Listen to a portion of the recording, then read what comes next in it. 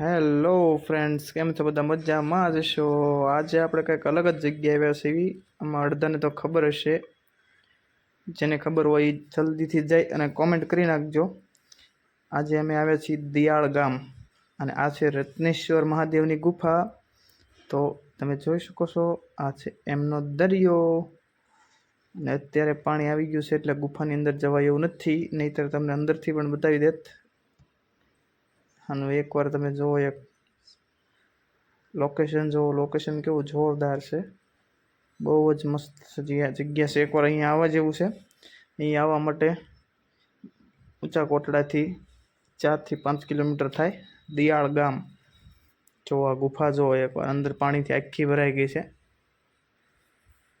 અંદર રત્નેશ્વર મહાદેવના શિવલિંગ બિરાજમાન છે. જ્યાં તમને જે ખૂટા દેખાય ત્યાંથી અંદર ઉતરાય છે અને અંદર મહાદેવ બેઠા.